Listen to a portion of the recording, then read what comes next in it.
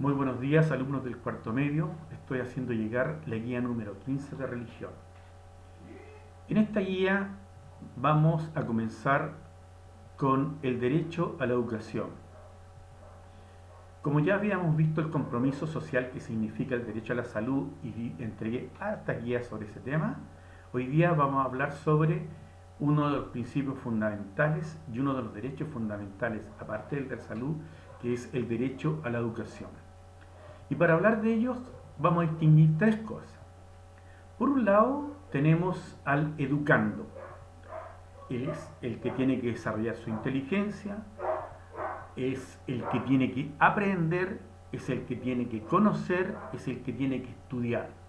El educando está definido, que para nosotros son los alumnos, pero desde el punto de vista sistémico del sistema de educación se llama el educando. Y por otro lado está el educador, que en el término vulgar nosotros le llamamos los profesores, pero en el sistema se llama el educador. Y es el que tiene que enseñar, es el que tiene que instruir, es el que tiene que provocar que los alumnos aprendan a través de diversos métodos. Por lo tanto, por un lado tenemos el educando o el alumno y por otro lado tenemos el educador o profesor que va a provocar esta transmisión de mensaje y de instruir a los jóvenes que tiene al frente. Pero por otro lado está la estructura educativa, el sistema educativo. Por lo tanto, cuando nosotros hablemos del sistema educativo, intrínsecamente estamos hablando de estos dos personajes, de estas dos realidades, el educador y el educando, que viene siendo el cara y sello de una misma realidad que es la moneda. Hay un cara y sello en el sistema educativo desde que comienza. Y en esto cumple un rol importantísimo, por un lado, los padres, por un lado, la sociedad, y el otro es el sistema de la formación que hace desde el punto legal el Estado. Hay una situación legal, hay una situación que es súper importante de que esto se estructure de una manera que permita que todos puedan tener derecho a la educación. Y ya cuando hablamos del derecho a la educación, estamos de un aspecto legal, estamos hablando del derecho, ¿ya? Por lo tanto, si yo voy a hablar de un sistema educativo, tengo que establecer las normas y las reglas bajo qué parámetro esto se va a desarrollar. Se creó en su oportunidad en nuestro país la Ley de la Educación General Básica Obligatoria. ¿Por qué se hizo así?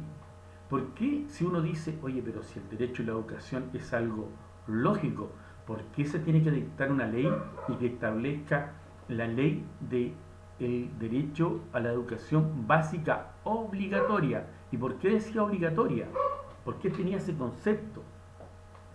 Porque si nosotros nos remontamos históricamente en los comienzos de nuestro país, llámese fines del siglo XIX, comienzo del siglo XX, en el campo sobre todo, a los niños que ya podían caminar y tenían conciencia, los papás los sacaban del colegio en el tiempo de la cosecha y había que ir al campo a cosechar.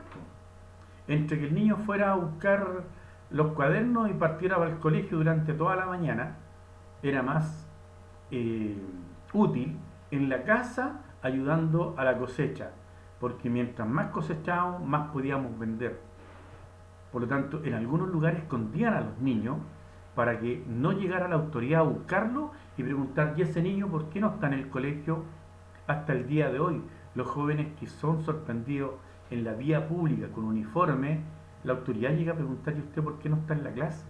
Porque la clase y el derecho a la educación también tiene una norma.